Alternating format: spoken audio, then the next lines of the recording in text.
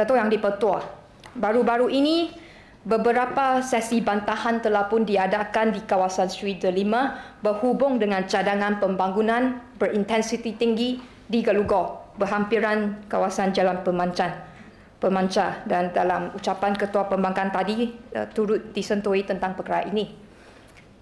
Berdasarkan jawapan kepada soalan bertulis yang dikemukakan, Sri Delima difahamkan bahawa projek tersebut masih belum mendapat sebarang kelulusan dan kini masih dalam peringkat permohonan kebenaran merancang.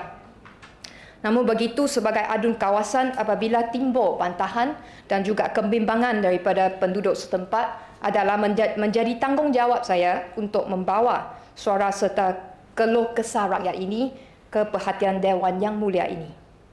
Kebanyakan rakyat memahami kepentingan pembangunan dan keperluan negeri untuk terus berkembang. Namun begitu, mereka turut mengeluarkan kebimbangan terhadap sejauh mana impak pembangunan tersebut boleh menjejaskan kesihatan, keselamatan, keselesaan serta kualiti hidup penduduk setempat. Oleh itu, sebelum sebarang kelulusan diberikan, Sri Delima berharap PBT dapat meneliti cadangan pembangunan tersebut secara menyeluruh dengan mengambil kira carrying capacity ataupun hak kemampuan sesuatu kawasan untuk menampung pembangunan pada masa hadapan.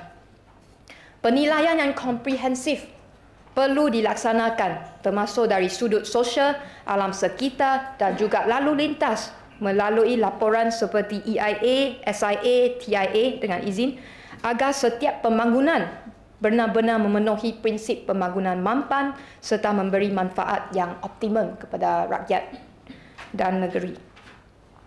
Sri Delima juga memahami kegusaran penduduk, khususnya mereka yang tinggal di kawasan Jalan Pemancar yang sebelum ini telah pun terkesan dengan projek Lebuh Raya Pintasan Air Hitam ke Lebuh Raya Tun Dr. Lim Chong Yiu yang masih dalam pembinaan.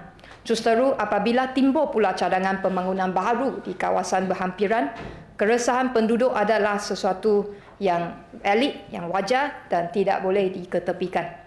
Atas sebab itu, Sri Delima bersama Ahli Parlimen Bukit Gelugor turut hadir dalam sesi bantahan yang dianjurkan oleh penduduk bagi mendengar sendiri pandangan serta kebimbangan mereka. Sri Delima memahami bahawa kerajaan tidak boleh menghalang pemilik tanah daripada mengemukakan pelan pembangunan. Namun begitu, menjadi tanggungjawab PBT untuk memastikan setiap aspek berkaitan termasuk kesan terhadap lalu lintas, pencemaran, kawasan hijau, kapasiti utility dan infrastruktur sedia ada dinilai dengan teliti sebelum sebarang kelulusan diberikan. Serta keperluan teknikal berkaitan gagal ditangani dengan memuaskan, maka Sri Delima berpandangan bahawa cadangan pembangunan tersebut tidak wajar diteruskan.